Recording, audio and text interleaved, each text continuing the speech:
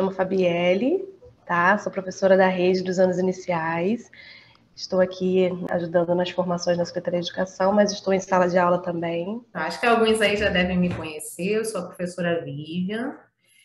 Com alguns eu já conversei na semana passada. Quem estava na formação de meio ambiente, a gente se conheceu na semana passada. Eu sou professora de ciências da rede municipal e atuei em uma escola de educação em tempo integral também. Então, eu tive a oportunidade de trabalhar com as crianças da educação infantil e com os anos iniciais também. E junto com a Fabielle, eu estou aqui na Secretaria de Educação desenvolvendo esse trabalho das formações, para que a gente tenha aqui esse momento de trocas.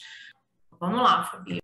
Bom, gente, como vocês devem saber, a nossa formação de hoje é sobre práticas experimentais e a gente começa a formação com uma reflexão aí, uma frase do John Dewey, lá de 1916, no início do século passado. E olha a reflexão que ele traz para a gente. Tem uns alunos aí ao lado, né, uns estudantes aí com umas carinhas que, por vezes, a gente nota nos nossos também. E o que Dewey vai trazer para a gente? Ó, provavelmente, a causa mais frequente pela qual a escola não consegue garantir que os alunos pensem verdadeiramente é que não se provê uma situação experimentada de tal natureza que obrigue a pensar exatamente como fazem as situações extraescolares. Então, lá no início do século passado, né, já se falava em situações experimentadas no espaço escolar. Então, não é algo que a gente está trazendo de hoje, não é algo recente.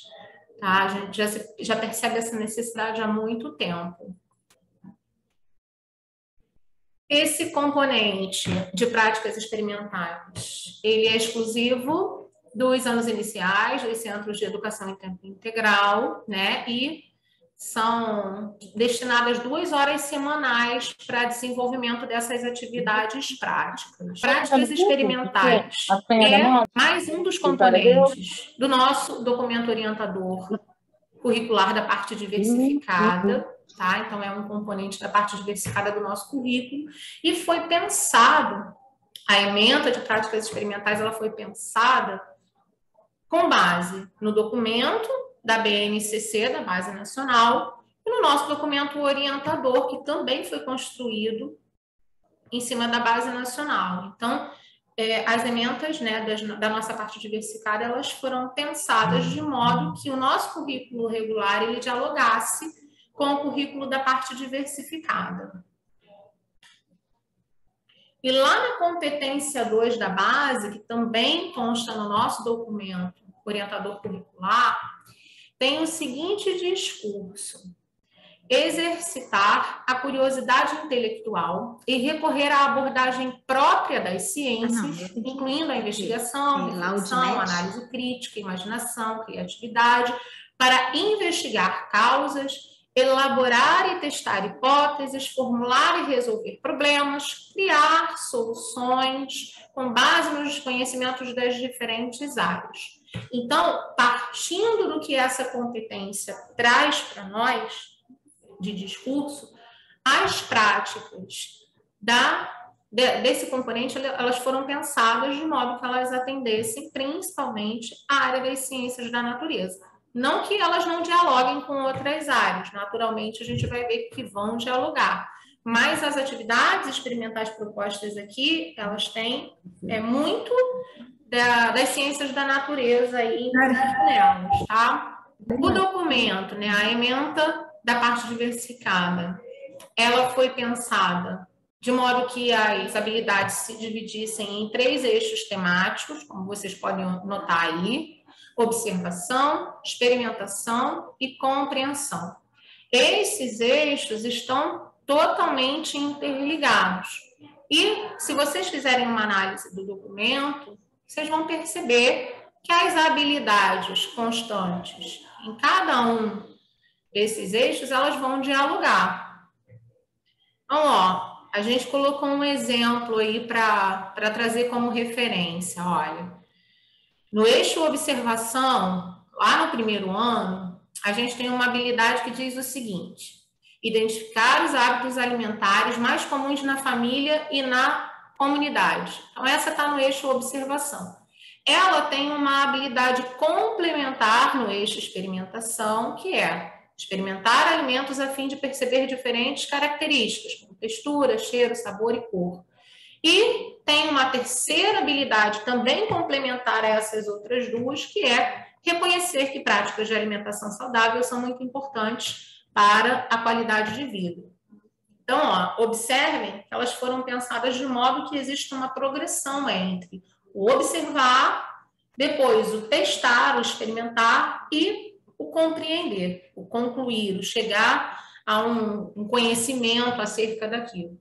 Então, elas juntas, né, as três aí, a gente pretende que com elas três a gente chegue a um determinado objetivo, tá? Para fazer com que o estudante reconheça a variedade de alimentos, ele, né, identifique sabores e conheça e entenda a importância de uma alimentação saudável. Então, essas habilidades dos três eixos, vocês vão observar que elas dialogam e, no final das contas, a gente pretende que seja, né, construído um conhecimento acerca desse tema, né, com base no que foi observado nos três momentos.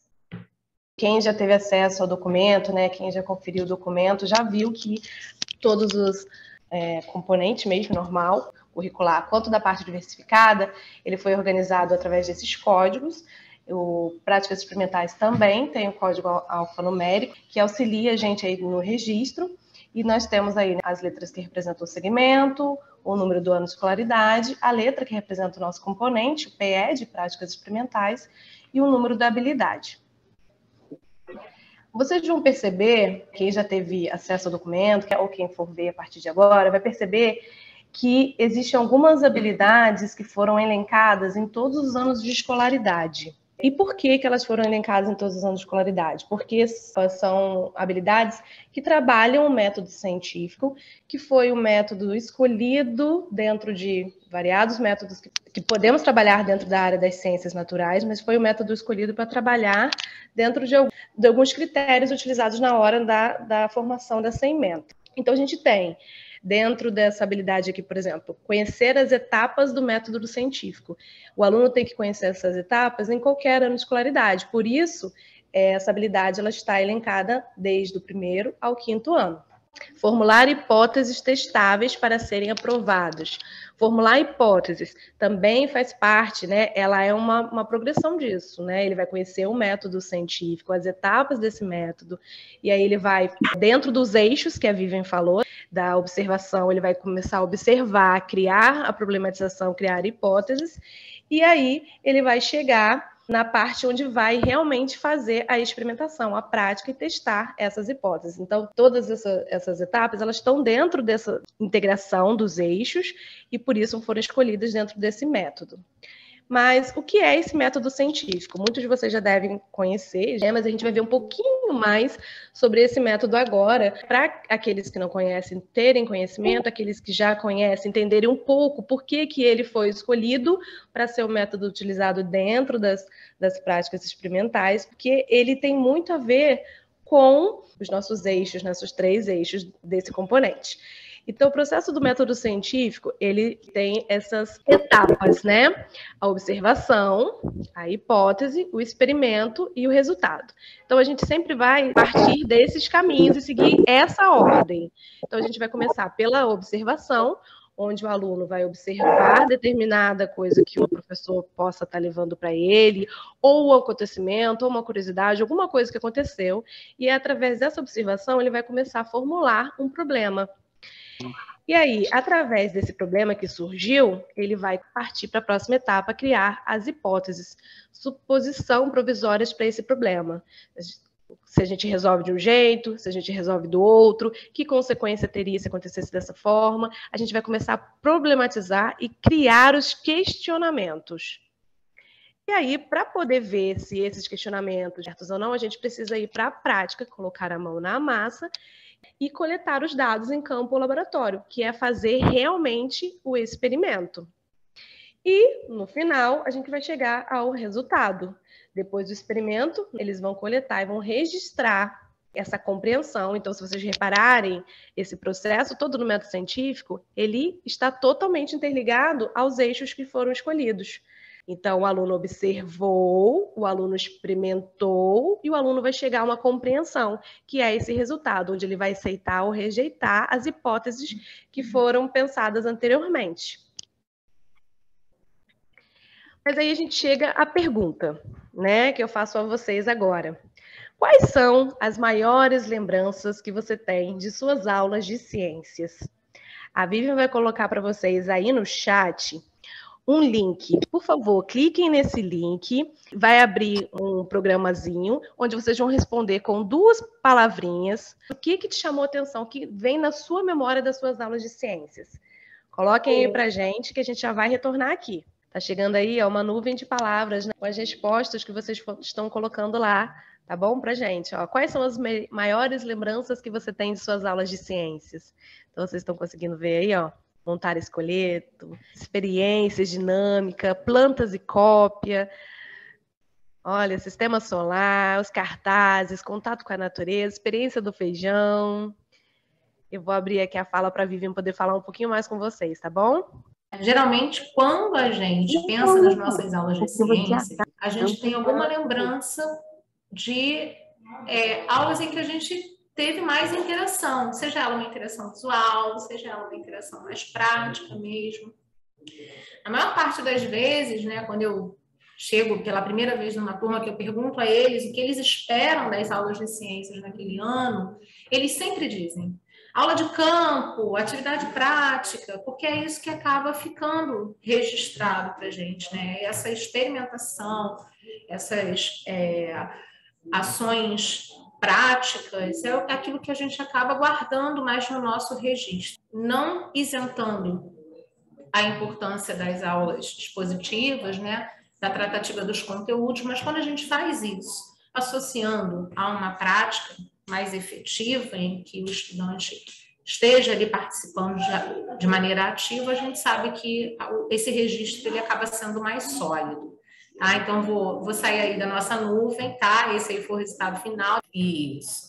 Então, com base nisso que a gente acabou de observar aí, do que fica registrado mesmo nas nossas aulas, o que a gente pretende com esse componente é propor ações que promovam o processo de ensino-aprendizagem por investigação, por meio de metodologias ativas, que tem ali como principal objetivo o protagonismo do nosso estudante, né, que ele participe de forma ativa.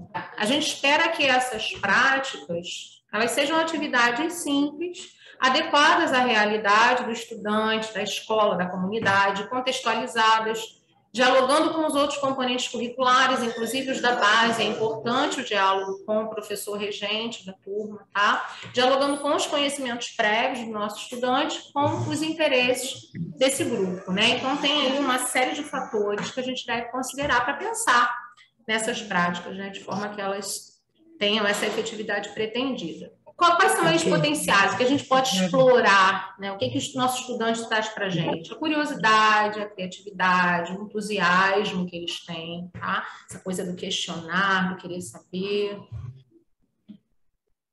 A gente orienta que sejam usados, né, materiais de fácil acesso para pensar essas práticas e materiais reaproveitados, né? Afinal de contas, na semana passada a gente conversou um pouquinho sobre meio ambiente, a gente sabe que esse movimento, no sentido do reaproveitamento, ele se faz fundamental. Uma das bases, né, que a gente utilizou aí para fundamentar e pensar nessas práticas foi o construtivismo, né? A gente estudou as ideias construtivistas, e aí eu destaco a figura do Piaget, que era biólogo, né? E grande parte do trabalho do Piaget sobre o desenvolvimento do cognitivismo, como o ser humano ele formava e ele cientificava o conhecimento científico, grande parte desses trabalhos dele foi construída com base em entrevistas com adolescentes e crianças. Então, ele buscava entender o que essa criança trazia, né? Ele ia ali investigar esses conhecimentos prévios, e o construtivismo ele vai se pautar, né? Esse aí é um dos principais princípios do construtivismo, que se pautam nisso, nesse processo de construção do conhecimento, com base na experiência que esse estudante já viveu, que a pessoa já viveu, no conhecimento prévio, né, a fim de que ele aprenda interagindo com o ambiente, resolvendo problemas, enfrentando dificuldades, né, pensando em estratégias para resolver esses problemas, para driblar essas adversidades. Então, esse é um dos principais princípios aí que vai nortear o construtivismo. Veio pautando aí o nosso trabalho, a forma como a gente elegeu a metodologia dessas práticas. E um outro autor também que a gente precisa destacar aqui é o Francis Bacon, que era um filósofo, né? E ele foi um dos primeiros a trazer essa coisa do método científico, esse discurso da experimentação, da observação seguida de experimentação para se chegar a fatos, a construir novos conhecimentos. Então, a gente casou essas duas ideias, tá? Do construtivismo, lá do Piaget, considerando conhecimentos prévios, considerando as experiências anteriores, realidade, com essas ideias, né, mais empíricas do Francis Bacon, que vão se pautar numa observação, na experimentação, para se construir um conhecimento novo, uma nova forma de pensar acerca de um determinado conceito. E a gente sabe que os desafios se apresentam, né, gente? Quando a gente pensa em práticas experimentais, é muito comum a gente pensar assim, cara, o que eu vou fazer? A escola não tem um laboratório, a escola não tem um espaço adequado, eu não tenho uma formação nessa área, como é que eu vou pensar em alguma prática? O que eu faço? Aí a gente deve buscar as respostas, gente, direto nos nossos estudantes. São eles que vão mostrar para a gente que, embora a gente tenha todos esses desafios, é possível. Tá? Então, fica registrada aí, ó, a ideia de que a gente não precisa de um laboratório de ponta, nem de um estudante ali, todo trabalhado nas vestimentas, né, adequadas ao laboratório, né? Nem de muita quinquilharia. Mentira, de quinquilharia a gente precisa sim. Brincadeiras à parte, né? Mas não precisa debruçar muito tempo pensando. A ideia do componente é justamente a gente pensar em práticas mais simples, acessíveis e que a gente consiga, com elas, alcançar ali, contemplar as nossas habilidades. Então, eu deixo essa frase aí para a gente fechar esse momento de reflexão, ó. Aprender ciências requer mais do que desafiar as ideias anteriores dos alunos mediante eventos discrepantes. Envolve, sobretudo, a introdução de crianças e adolescentes numa forma diferente de pensar. Então, a gente não quer trazer um evento mirabolante para a criança construir uma verdade absoluta sobre aquilo.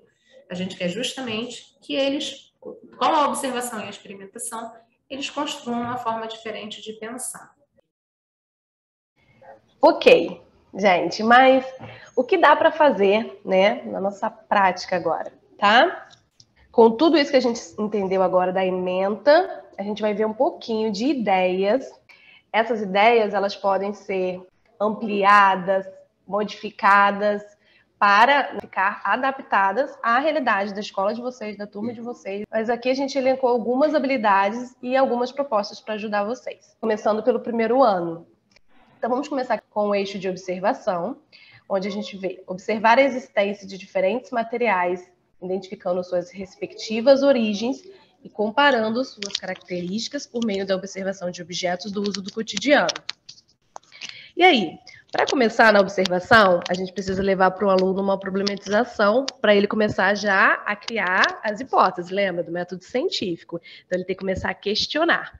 Isso é feito de quê? Então, a gente vai começar com a própria realidade do dia a dia da nossa sala de aula. A gente não precisa fugir muito, não. Olhar o lápis, a borracha, a carteira, os materiais do aluno dentro da nossa sala, o ambiente da sala de aula, as janelas, portas, o que for, e criar ali com eles uma tabela, uma lista, da forma como vocês preferirem, individual ou coletivo no quadro, tá? Com o nome dos objetos que vão ser analisados, materiais que eles identificam de que são feitos e possíveis observações. Daí a gente pode ampliar essas possibilidades de debate, de questionamentos e hipóteses e fazer, que tal, um tour pela nossa escola, percorrer os diferentes espaços do ambiente escolar a fim de observar a composição de objetos do uso do cotidiano da nossa escola, da realidade deles. Eles podem, se possível, ir na cozinha, ver de que material é feito o prato que a gente come a merenda, do que é feita a panela, esse material. Ele foi escolhido para fazer a panela porque ele aquece melhor. Se fosse feito com um plástico no lugar do metal, será que daria certo? Então, também observar isso dentro dos objetos no banheiro, as louças, os alumínios. Tá deixando o aluno observar, o aluno nomear objetos, deixar ele participar. E esse tour pode continuar, né? Se tiver biblioteca na sua escola, você pode ir na biblioteca. Se tiver um pátio na escola. O telhado da nossa escola, ele é feito de quê? São telhas? Do que é o material da telha? Ou é uma laje que foi batida? Tem lixeiras no pátio da nossa escola, do que esse material é feito, então está ajudando eles a observar, identificar esses objetos, questionar esses objetos, criar as primeiras hipóteses e as primeiras perguntas. E aí a gente traz aqui para vocês umas possibilidades para ampliar esse assunto. Depois de ter feito isso, eu não sei se vocês conhecem, mas tem um canal no YouTube chamado De Onde Vem. E nesse canal no YouTube, ele tem alguns vídeos que apresentam de onde vêm alguns materiais. De onde vem o vidro, de onde vem o papel, de onde vem o plástico. Então, você pode estar olhando lá e fazendo com a turma uma votação de qual o material que a gente tem mais curiosidade de descobrir, de onde ele vem, como ele é feito, e aí, através daquela votação, escolher aquele material para assistir o vídeo, para estar aumentando o conhecimento. E aí a gente parte para a experimentação. Como a Vivian falou, a gente tem aí uma progressão, então da observação a gente vai para a experimentação, e aí a gente vem para a habilidade. Explorar diferentes materiais e objetos do cotidiano por meio de propostas sensoriais, a fim de experimentar características táteis, visuais, olfativas, gustativas e auditivas. Então, depois que ele já conheceu, identificou materiais, a gente vai fazer aquilo que eu acho que quase toda professora da rede já fez quando trabalhou algum dos 5 sentidos na sala de aula, né? Que é levar materiais para que o aluno possa estar explorando os sentidos em sala. Então, são práticas, olha, que a gente já faz. Isso pode ser feito, continuar sendo feito, e a gente também pode ampliar lá na frente. Experienciar aí, né? O cheiro de um perfume, o cheiro de café, o cheiro de uma fruta, e aí vai ativar também a memória desse aluno, porque ele vai lembrar desses cheiros por memória, a memória olfativa, tá? A gente também pode partir para uma curiosidade numa outra aula, porque a gente sabe que isso tudo não dá para fazer numa aula só, então a gente vai fazendo por etapas e ampliando esse conhecimento.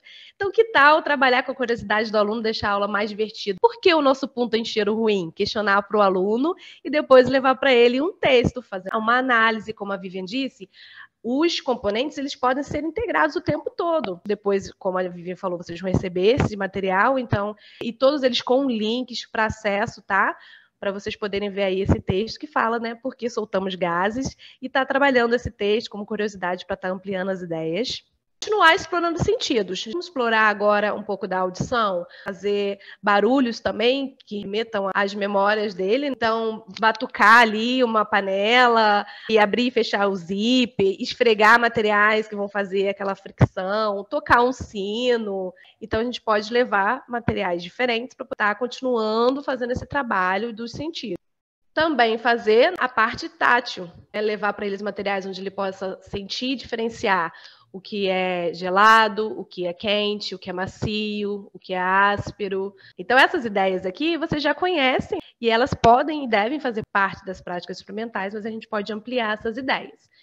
E aí, a gente trouxe para vocês aqui uma forma de ampliar. Tal fazer agora um experimento um pouquinho mais elaborado. Receitas de tintas comestíveis, que é uma experiência tátil, olfativa, visual, gustativa, tudo junto numa só. onde eles vão poder trabalhar e destacar cores, alimentação. Você vai poder ampliar essas ideias. Aqui a gente vai deixar o link para vocês vão entrar no site. Tem 7 receitas diferentes de tintas comestíveis, inclusive tintas com verduras, tintas com frutas, tintas com gelatina, tintas feitas de suco com gelo para o calor. Então vai virar uma brincadeira a sala de aula. Eles vão poder colorir, pintar, experimentar. E também a famosa areia cinética, que é uma areia que está na moda agora. Tem muitos brinquedos sendo vendidos na loja dessa areia. Tem receitas na internet, a gente pegou um exemplo aqui que a gente achou mais fácil, mas tem vários tipos, tá? Que vocês podem estar fazendo com ele em sala de aula, montando essa areia que vira como se fosse uma massinha e você vai poder modelar, vai poder trabalhar a parte tátil, vai poder também trabalhar o solo, porque você vai usar areia, trabalhar o solo arenoso. Quando você colorir, você vai poder trabalhar as cores, e aí a modelagem, a parte visual. Então, tudo está ali trabalhando todos os sentidos juntos. E aí, para falar um pouquinho mais da audição, a gente tem 2 experiências. Uma que explica como se propaga o som, onde você vai pegar um pote com água e cobrir ele com um plástico filme. Em cima desse plástico filme, você vai polvilhar um pouquinho de açúcar e a criança vai pegar 2 tampas, né, de panela de alumínio e vai bater ali em cima. No momento que ela bater, ela vai propagar o som através de ondas, e aí ele vai entender, porque ele vai ver ali o açúcar vibrando em cima. Então, gente, você vai poder trabalhar com ele esse conceito de que o som se propaga, né, através de onda em materiais. Ele se propaga da mesma forma em diferentes materiais? Vamos observar 2 tipos diferentes de materiais. E aí você vai pegar também 2 bacias, 2 vasilhas, uma com água e uma com areia. Vai colocar um despertador dentro de um saco plástico bem vedadinho ou um celular. E aí você vai colocar ele dentro da bacia com água, ele vai tocar ali e para ele poder ver, e na bacia com areia para ele poder ver. E aí ele vai perceber que a vibração, a propagação do som, ela vai se dar muito melhor na areia, porque ele se propaga muito mais em materiais sólidos, e aí você vai poder trabalhar com ele essa ideia da propagação do som, tá bom? E aí, a gente tem aqui que destacar para vocês, antes da gente continuar, que essas habilidades e assim outras que vocês forem vendo, tá, no decorrer dessa nossa formação, desse nosso encontro de hoje, vocês vão ver também, quando vocês forem ler e analisar o documento, que algumas práticas, alguns experimentos que a gente faz numa habilidade em um ano, pode ser utilizado também em outro ano de escolaridade. Tá? Como, por exemplo, aqui, produzir diferentes sons a partir da vibração de variados objetos. Tem a ver com o que a gente acabou de falar. E é uma habilidade do 3º ano. Aí aqui tem um outro, observar por meio do uso de imagens ou vídeos as transformações naturais, que também é lá do 4º ano. Só que é claro que, dependendo do ano de escolaridade, e essas habilidades aqui, elas já vão um pouquinho mais além. Mas vocês podem trabalhar uma dessas práticas e aí vocês aumentarem as possibilidades, os conceitos, ampliar os conceitos falados dentro daquela prática, daquele experimento, ou, além desse experimento, ampliar com um outro. Vamos prosseguir agora vendo mais práticas, já que a gente já entendeu um pouco de como que funciona essas habilidades, como elas estão uma auxiliando a outra numa progressão. Então, vamos ver agora uma do 2º ano. Identificar a influência da água e da luz para a manutenção da vida de plantas em geral. Então, a gente vai começar com a problematização. Por que as plantas crescem? O que elas precisam para crescer?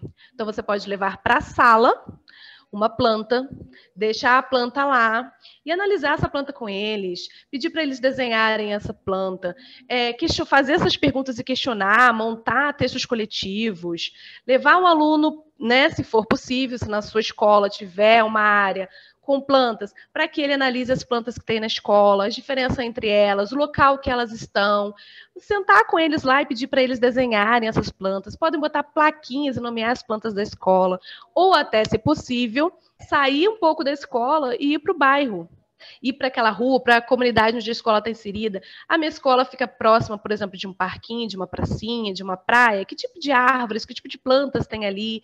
E está ampliando essa ideia e fazendo com que eles desenvolvam mais essa atenção e observação e a criação das hipóteses. E aí a gente vai para o eixo da experimentação. Ele já desenhou, ele já percebeu, ele já entendeu na planta, já observou que existem vários tipos de planta. Então, expor diferentes tipos de vegetais a variadas condições de disponibilidade de água e luz, a fim de perceber, com a observação de seu desenvolvimento, a importância desses fatores em seus ciclos de vida. E aí, é claro, se a gente está trabalhando planta, todo momento a gente está conversando com vocês e falando. Às vezes, muitas práticas que a gente já tem na nossa sala, elas podem ser implantadas dentro das práticas experimentais. Então, a germinação que a gente já está acostumado a fazer, de plantar o feijãozinho no algodão, mas a gente pode ampliar também, plantar na terra, plantar, se tiver na escola um terreninho, plantar no próprio terreno da escola, ou então plantar em vasinhos. A gente pode plantar da semente, plantar da muda, para ver a diferença da forma de crescimento. A gente também pode trabalhar, junto com essa germinação, o fototropismo e a fotossíntese. A ideia é a gente fazer essa caixinha com os furos e colocar uma das plantinhas plantadas ali, das sementinhas, ali dentro, para que essa planta, conforme ela cresça, ela vá passando por esses furinhos para tentar chegar na luz do sol, que esse é o fototropismo, é a importância, a necessidade da planta estar sempre seguindo em direção à luz, tá bom? Ela faz esse fototropismo, ela vai em direção à luz por quê? Porque ela precisa da luz para fazer a fotossíntese, então tá ligado aí, tá bom, gente? E aí vai poder estar trabalhando esses conceitos com os alunos.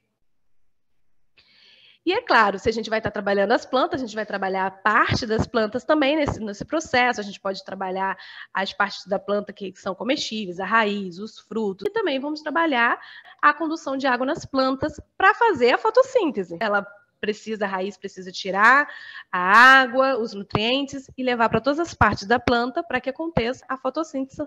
E aí a gente vai trabalhar a condução da água. Um experimento muito simples, você já deve ter feito como aluno ou como professor, é esse da gente estar fazendo essa condução da água que passa pelos vasos condutores da planta, pelo caule, e leva a todas as partes da planta. Então, a gente pode colocar a florzinha ali em copinhos coloridos ali com corantes, para que cada uma seja de cor diferente, ou fazer dessa outra forma aí, que vai virar uma planta arco-íris, que acho que as crianças vão gostar bastante. Cortar o caule ali com cuidado, né? O professor pode fazer esse corte e tá colocando a mesma plantinha nessas cores para poder variar e deixar na sala, para que ele vá vendo esse processo de coloração da planta. E agora a gente vai ver outras ideias aqui de segundo ano, já pensando em outras habilidades em outras áreas. Observar as posições do Sol em diversos horários do dia e épocas do ano e associá-las ao tamanho da sombra projetada. Então, aqui, problematização. Por que a sombra das coisas muda de lugar ao longo do dia? Né? É um questionamento para o aluno. E aí você pode ir também para o pátio da escola e observar a sombra das coisas que tem no pátio da escola. A sombra de uma árvore, a sombra de uma lixeira e a sombra do próprio aluno. E aí está trabalhando com ele a ideia da orientação pelo sol, das direções, dos pontos cardeais, tá? E aí a gente chega na experimentação. Elaborar instrumentos que simulem ou permitam a visualização das variações da posição do sol ao longo do dia e do ano. Já que eles já vão ter ali entendido as ideias de orientação pelo sol, que tal criar com ele um modelo de relógio de sol com pedrinhas e graveto no pátio, o famoso gnomon. Você vai fazer ele com próprias pedrinhas, e aí também vai decorrer em aulas que você vai precisar ir ali com o aluno e botar de 1 em 1 hora para despertar, para lembrar de ir lá e registrar o caminho que a sombra está fazendo. Então, é um processo que às vezes precisa de mais de um dia, de mais de um momento de aula. E aí você também pode trabalhar dentro dessas ideias das horas, trabalhar também o movimento aparente do Sol, a rotação, a translação, as sombras, posições das sombras, localização, direção, os pontos cardeais, rosa dos ventos. Então, você vai poder ampliar ainda mais a sua aula. E agora a gente vai ver algumas práticas para o terceiro ano. Em observação, nós temos uma das habilidades que é observar o comportamento da luz em diferentes situações, considerando objetos feitos por materiais distintos. E aí, a gente vai fazer questionamento para o aluno, né? Problematizar. Por que a luz atravessa a vidraça da janela e não atravessa a parede? Então, você vai estar questionando ele ali, né? Se eu botar a luz ali, né, na parede, a gente vai conseguir ver lá fora. Mas por que a gente consegue ver quando atravessa a vidraça? Então, a luz atravessa alguns materiais e outros não? Então, vai começar a questioná-los, levantar esses questionamentos, registrar essas perguntas, esses problemas. E aí, a gente vai para a experimentação. Comparar, por meio de experimentos, o comportamento da luz ao entrar em contato com variados objetos, tais como copos, janelas, espelhos, paredes, pratos, entre outros.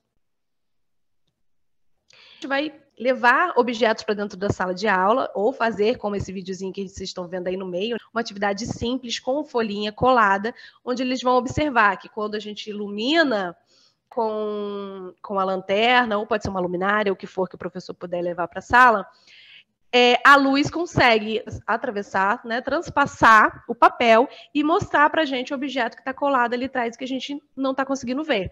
Então, o papel é um material que vai transpassar a luz. E aí levar para a sala outros objetos, levar pratos e coisas e fazer esse teste. Qual que passa, qual que não passa. E aí também poder estar trabalhando a ideia, né, de que a luz, ela é feita da mistura de várias cores. Quando o arco-íris aparece no céu, é porque aquela luz ali, ela está sendo, né, fragmentada em pedaços, e a gente está conseguindo ver como ela foi composta por causa das gotas de água.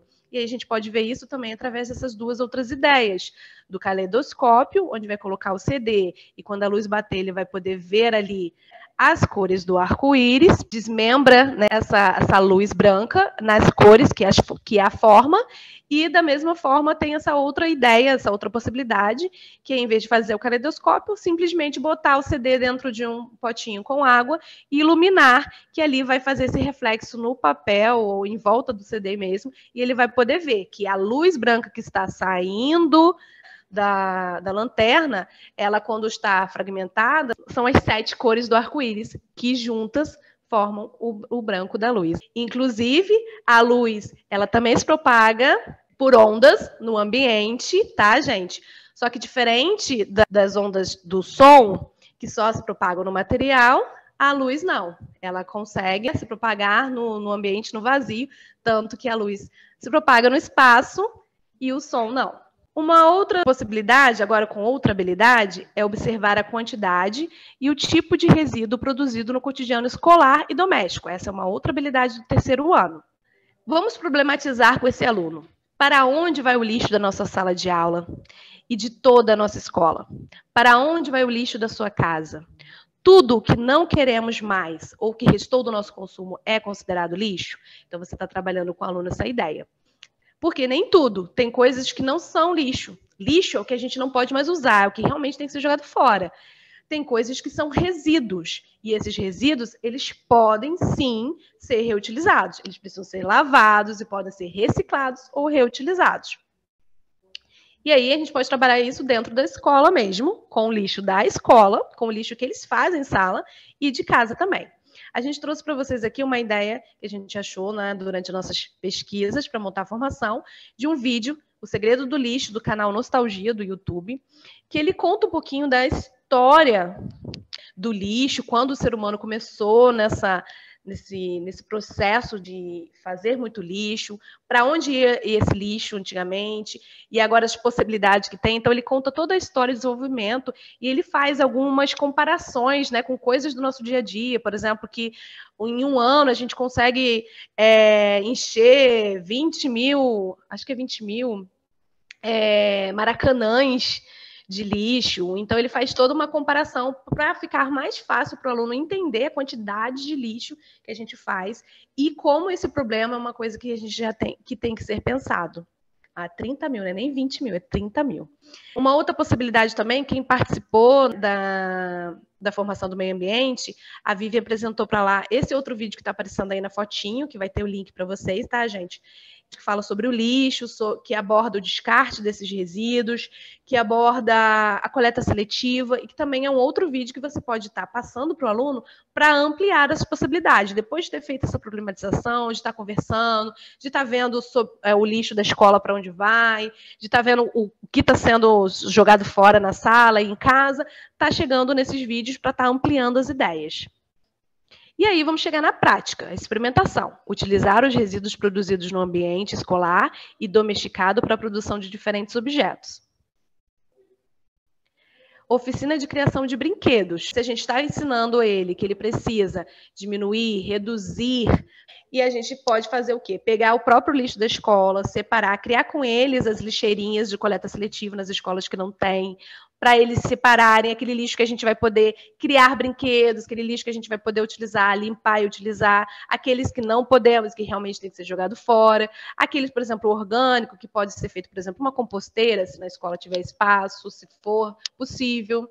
E aí fazer um dia das oficinas de brinquedos de utilizar esse lixo, né, que seria dispensado na escola para outras coisas. Então, aí a gente tem alguns exemplos tirado do Pinterest, tem vários outros que vocês podem pesquisar, né? Bilboquet, Vai e Vem, e muitos outros que vocês podem estar fazendo em sala com eles. Chegamos, né, numa ideia de experimento um pouquinho mais avançada em relação a isso, que é o sabão com óleo de cozinha. Existem várias receitas na internet, a gente escolheu uma aqui, que aparentemente não é tão difícil, mas ela usa, né, a gente sabe que usa a soda cáustica, então por isso a gente precisa que o professor nesse momento é que faça, que ponha a mão na massa, porque tem o cuidado, né? Mas nesse aqui é só a soda, o óleo e a água. E aí ele vai estar fazendo ali todo o processo, vai estar deixando e o aluno vai poder estar utilizando. Vai estar trabalhando com o aluno também essa coleta desse óleo vegetal. Se não for possível fazer na sala de aula, se não for possível, você pode estar tentando entrar em contato com o pessoal que faz a coleta de óleo vegetal, ver se eles não fazem oficina para apresentar para o aluno. É o projeto Eco-Óleo. Também pode estar, você está fazendo e filmando e levando só o vídeo, mostrando o vídeo para ele e depois, claro, levando o sabão para que eles utilizar na escola, utilizar para lavar, botar lá para eles poderem ver que uma coisa pode se transformar em outra e diminuir a problemática desse descarte dos resíduos no ambiente. E aí, dando continuidade aí, né, às nossas sugestões de prática, vamos analisar algumas possibilidades para o 4º ano agora, tá? Essa aí foi uma habilidade que a gente elegeu para trazer algumas propostas. Lá no eixo observação, a gente tem o seguinte, ó, observar por meio do uso de imagens ou vídeos as transformações naturais ou artificiais sofridas por alguns materiais quando submetidos a diferentes condições de temperatura, luminosidade e umidade. O que eu posso fazer aí para inserir esse conteúdo, para problematizar com eles? Dá para eu trazer materiais que sofreram transformações químicas e físicas e compará-los. Papel amassado, ele deixa de ser papel? Muda a composição? Muda cheiro? Muda cor? Ou só muda o formato? Uma garrafa de vidro depois que ela se quebra, esse vidro deixou de ser vidro? Ou ele continua sendo o mesmo vidro de antes, mas agora ele só mudou de forma? Então, de repente, conceituar e diferenciar com eles, nesse primeiro momento, as transformações químicas e físicas, baseados nos exemplos, né? Prego enferrujado, essa transformação é química ou é física? Mudou só a forma? Ou mudou a cor, mudou a textura, né?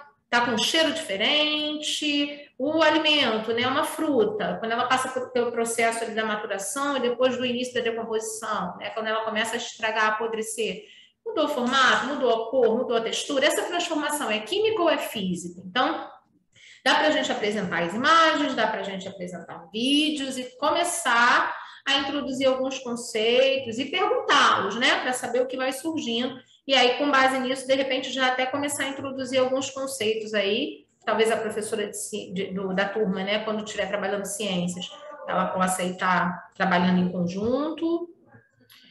Também dá para a gente conceituar e diferenciar as transformações reversíveis e irreversíveis, né? O gelo derreteu, mas ele deixou de ser água? Não, não deixou de ser água, é uma transformação física, né? Mas só mudou a forma, eu posso colocar de novo lá no congelador, ele vai voltar a ser gelo, ok, então essa transformação ela é reversível. Por quê? Porque o gelo voltou a ser gelo. Ele vira água líquida, mas ele pode solidificar de novo. Então, trazer esse conceito de reversível e irreversível. Macarrão, eu cozinhei, ele vai voltar a ser macarrão cru em algum momento? Não, eu também mudei textura, né? Vou mudar o sabor, vou mudar a cor em alguns momentos. Então, trazer as imagens, trazer vídeos, questioná-los a respeito dessas mudanças e, de repente, nesse primeiro momento, até conceituar e diferenciar transformações físicas e químicas reversíveis de irreversíveis. Esse macarrão vai voltar a ser como era antes? Não. Então, é uma transformação reversível ou irreversível. Trazer alguns conceitos já aqui, de repente, se possível. E na experimentação, a proposta que a gente traz na hipótese, na habilidade é o quê? Testar e relatar transformações nos materiais do dia a dia quando expostos a diferentes condições, aquecimento, resfriamento, incidência de luz, variações de umidade, apontando as mudanças reversíveis e irreversíveis. Então, aí a gente pode partir para a prática, né? Secar gelo, secador de cabelo, coloca umas pedras de gelo ali, deixa o moleque derreter o gelo ali. E aí pergunta para ele, que transformação está acontecendo aí? Né? Por que o gelo está mudando de forma? O que está levando a essa mudança de forma? Vê se ele consegue chegar na ideia de que é a temperatura que vai, né, ser um dos principais fatores da mudança de estado físico da água aí nesse caso. Tá? Outro exemplo, enchendo um balão sem soprar. A gente mistura vinagre com um pouquinho de bicarbonato, tá? Coloca o bicarbonato no balãozinho e o vinagre na garrafa. Quando você prender o balãozinho na garrafa, como está aparecendo aí no videozinho, prendeu o balãozinho, o bicarbonato cai no vinagre e a reação química inicia formando um gás.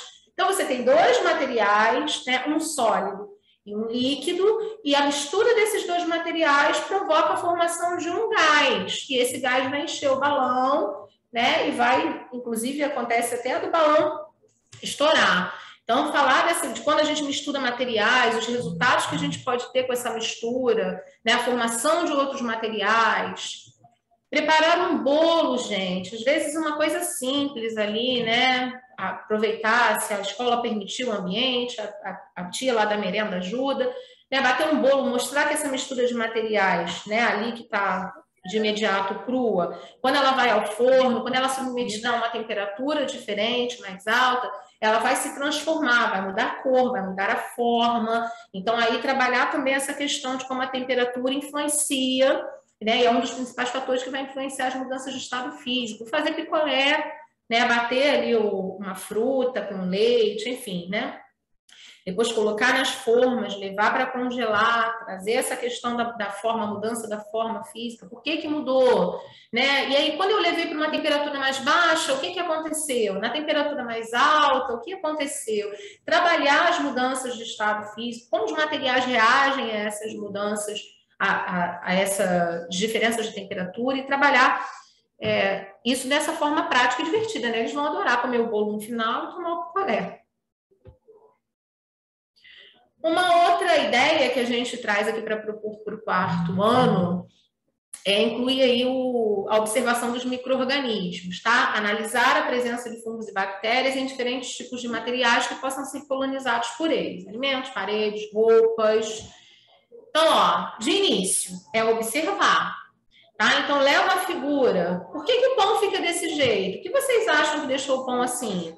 Vocês já viram uma toalha mofada, embolorada, uma parede? Às vezes tem um ambiente escolar, se a escola é um ambiente mais úmido, às vezes tem um cantinho lá que está mais castigado pela umidade, já tem ali umas colônias de fungo, um bolor, né? Você sabe o que causa isso? Tem noção? Né? Será que é um ser vivo que vai causar essas manchas? E ali começar a perguntar, né? Por que ficam desse jeito? Ver se eles vão conseguir associar o aparecimento desses seres. Primeiro, saber que é um ser vivo, né? Se eles vão conseguir chegar nesse pensamento já de início. Depois, associar a presença da umidade, né? Em qualquer ambiente, que os objetos ficam assim, que as paredes ficam assim, tá? E na experimentação, a gente propõe aí que acompanhe o processo de instalação e crescimento de colônias de fungos e bactérias em alguns materiais, sobras de alimentos, verificando a mudança de cor, textura, odor. Então, ó, o que dá para fazer? Se não der para ser o pãozinho aí, gente, o alimento tá caro, poxa, não vamos deixar o pão lá no canto estragando, não dá para ser o pão, pega o resto, né, o que sobrou lá de casca da merenda, durante o preparo da merenda, coloca num saquinho e deixa lá no canto da sala para observar ao longo de uma semana. Pede para eles preencherem relatório de prática, acompanharem o processo, ilustrarem, tá, durante esse processo e verificar com quantos dias ficou assim, com quantos dias ficou assim. E essa imagem que tem aí à esquerda da tela, a parte de baixo do videozinho do pão, é uma imagem interessante. O pãozinho, como ficou? Quando ele foi tocado, foi colocado naquele ambiente ali com as mãos sujas. Quando você utiliza álcool gel, por exemplo, né, passa um sanitizante na mão, mas não lava.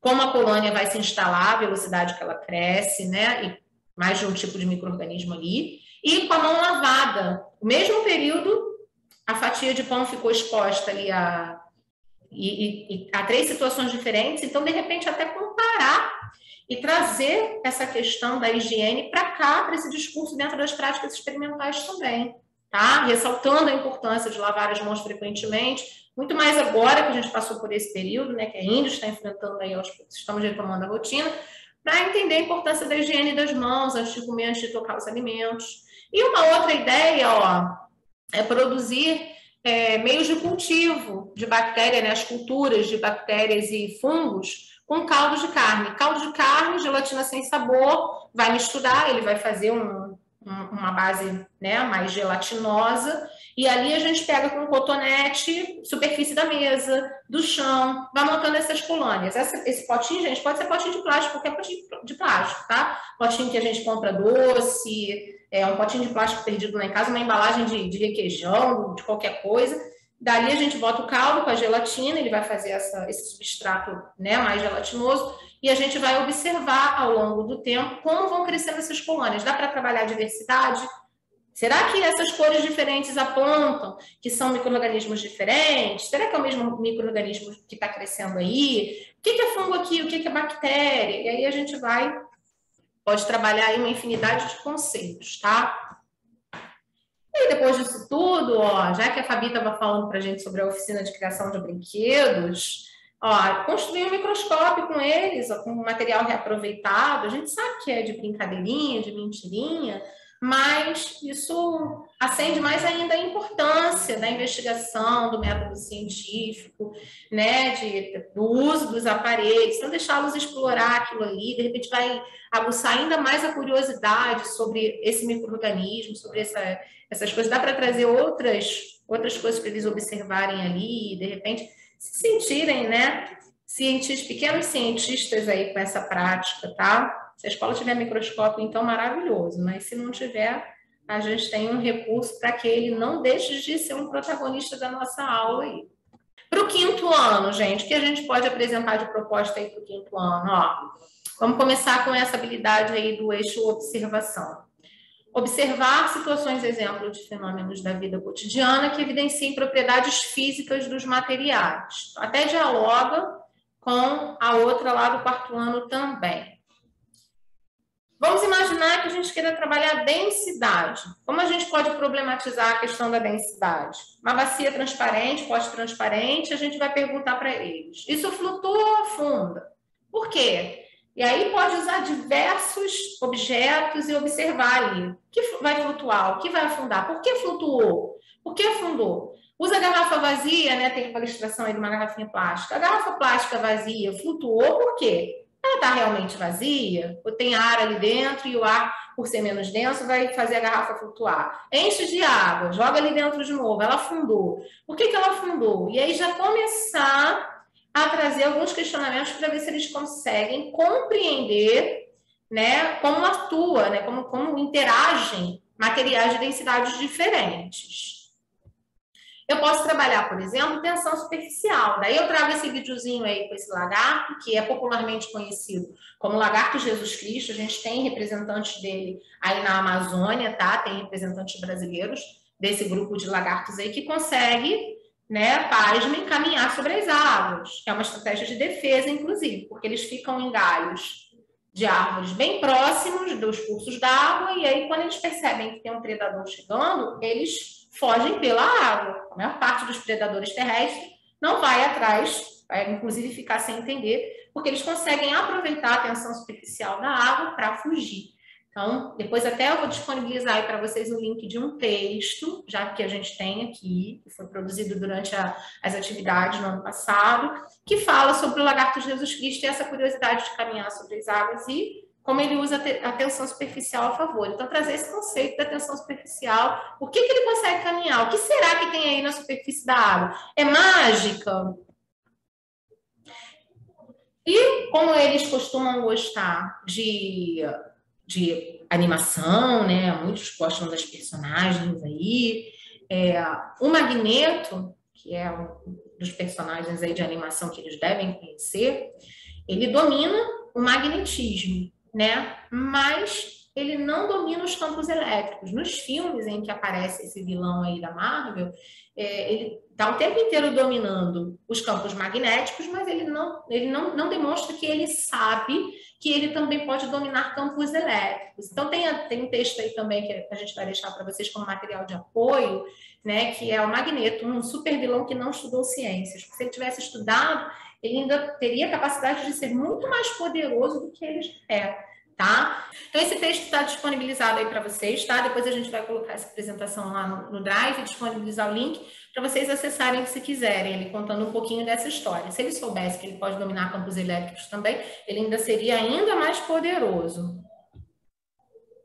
E aí, vamos partir para a experimentação. Apresentamos a densidade na observação, a tensão superficial na observação, apresentamos eletromagnetismo na observação, vamos experimentar.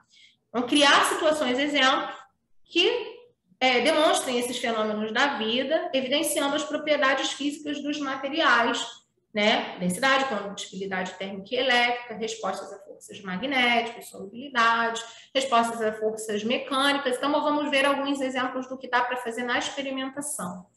Então, ó, começando com a densidade. Esse experimento está lá no canal do YouTube, que chama Manual do Mundo, vocês já devem até ter ouvido falar, já devem ter visto alguma coisa lá. E é um experimento em que ele vai, com diferentes concentrações de açúcar, criar esse copo com arco-íris, né? Um suco colorido usando gelatina de diferentes cores e diferentes concentrações de açúcar. Então, aí, de repente, já dá até para a gente introduzir a ideia de que densidade é uma relação entre massa e volume. Quanto de açúcar eu dissolvi nessa porção aqui? Quanto de açúcar eu dissolvi nessa? E nessa, fazer essa comparação, mostrar, né, a matemática dentro disso, a proporção. E, no final das contas, associar. Por que esse aqui ficou no fundo? Né? Qual deles é o mais denso? O que flutuou ou o que ficou lá no fundo? O que eu usei mais ou o que eu usei menos açúcar? Né? Por quê? Qual foi a quantidade? Qual foi o fator que interferiu? Então, é um experimentozinho que dá um pouquinho mais de trabalho, tem que dissolver as gelatinas, o açúcar, mas que, de repente, se for viável aí para vocês, eu acho que eles vão adorar olhar esse copo colorido no final, ainda mais com tantos conceitos novos aí surgindo a partir disso.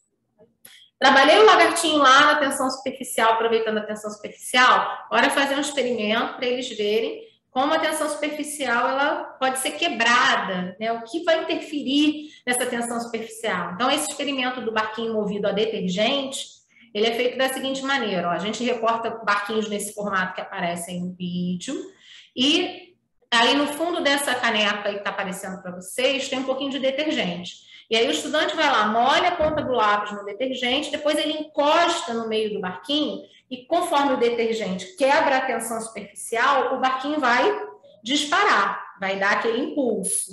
Então, por isso que a gente diz que ele é movido a detergente. É explicar que o detergente ele quebra, né, a tensão superficial da água e por isso que as moléculas elas vão se separar e vão empurrar o barquinho. Aí dá para eu trazer esse conceito, explicar e mostrar isso na prática. E falando em eletromagnetismo, eu posso construir um motorzinho, né, um motor simples de um único polo, que a gente chama de motor homopolar, uma pilha AA, essas simples aí, que a gente tem em casa, tem no controle remoto, um pedaço de fio de cobre rígido, um fiozinho mais grosso desse que a gente usa aí para instalação elétrica, tá? Recorta, pode fazer o formato de coraçãozinho, espiral, e um imã de neodímio. E, Vivian, onde eu vou conseguir um imã de neodímio? Que bicho é esse? É um imãzinho forte, né? Um imã que tem uma capacidade magnética um pouco maior e a gente encontra em qualquer site da vida, até na Shopee, aí R$3, tá? E às vezes em loja de produto, né, de bazar, em loja de ferragens, talvez a gente encontre também. Não é caro, tá? Dá para comprar e vai dar para fazer o experimento com uma porção de alunos, porque você vai guardar seu imãzinho ali depois. É um recurso interessante. Aí, coloco a pilha apoiada nesses ímãs aí. Ele aí nesse vídeo usa 2 ímãs de 14 milímetros, mas tem outros vídeos até que ensinam a fazer com 2 pilhas e um ímã menor, um ímã só. Quando eu apoio o meu fio de cobre ali na pilha, ela vai...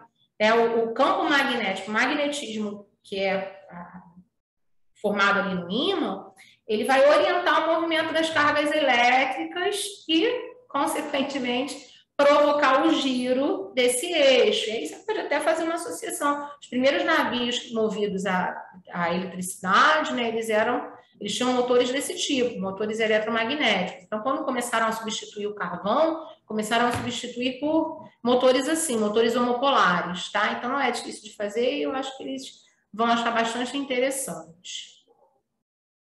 E para trabalhar a eletricidade estática, que também é uma coisa que desperta a curiosidade, tá? Polarização, despolarização dos materiais, como eles se comportam quando a gente tira o material do seu estado neutro, né? Se eu friccionar aí, né, submeter alguns materiais ao atrito, ele estava no estado neutro e quando eu submeto ao atrito, eu vou carregar esses materiais, né, na sua superfície com cargas positivas ou negativas. E aí eles podem repelir ou eles podem atrair outros materiais. E aí é o que a gente vê aí, né, que pode até ser associado a uma coisa fantasmagórica. Esse do fantasminha é interessante, que com um balãozinho, né, o balãozinho atritado, ele vai levantar o papel do fantasminha. Então, o fantasminha se movimenta, tá na foto aí, mas tem o link para o videozinho também. E outros materiais, esse que está aparecendo no vídeo com cano de PVC. Conforme ela atrita o cano de PVC ali, né, ela vai friccionar um tecido no cano de PVC e ele vai ficar, né, com as cargas ali na superfície, vai despolarizar e aí ele vai repelir ou atrair alguns materiais. E isso pode ser demonstrado, deixá-los fazer, né, e observar essa eletricidade estática, como os materiais se comportam quando eles são submetidos a condições diferentes, quando eles são carregados eletricamente, tá? Quando a gente movimenta essas cargas, mobiliza essas cargas nos materiais. E para a gente fechar, nós viemos falando o tempo todo aí nas ideias do eixo de observação, a problematização, né? Depois a experimentação, e no eixo compreensão, para eu contemplar as habilidades desse eixo, o que dá para fazer? Gente, no eixo compreensão, o que a gente vai lançar mão é dos registros. É por meio dos nossos registros, daquilo que o estudante vai registrar, que a gente vai observar como foi feito, se foi contemplado esse eixo compreensão, tá? Então, os relatórios de prática, sempre com muitas ilustrações, campos para desenhar, eles gostam de ilustrar, e isso é interessante e importante, até para depois ter um reconhecimento visual daquilo que foi trabalhado. Debates, construir diários de bordo dessas atividades, né, se feitas em semanas diferentes, registrar isso nos diários, ter um caderno do estudante só para isso, promover eventos na escola, como feiras, apresentações, exposições desses trabalhos, até mesmo trazer a família para ver como esse trabalho está sendo feito, com esse componente da parte diversificada, enfim. Tudo aquilo que é registro, que a gente puder usar para registrar o que foi observado nessas práticas, quais foram as impressões que surgiram, que respostas que foram construídas em conjunto com esse estudante, é material que vai contemplar esse eixo de compreensão. Quando vocês observarem as habilidades, se espera que eles cheguem a um determinado conhecimento, né, que eles alcancem uma determinada um determinado objetivo, e esse objetivo ele deve estar contemplado ali nesses registros. Tá bom, gente?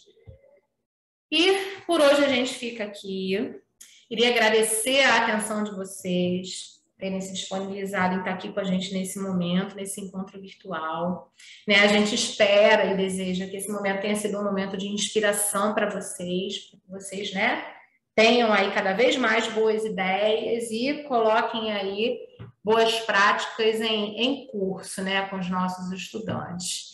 E é isso, gente. Se vocês tiverem alguma dúvida, alguma pergunta, como eu disse, esse material vai ser colocado no Drive da parte diversificada que nós temos e produzimos aqui já com esse destino.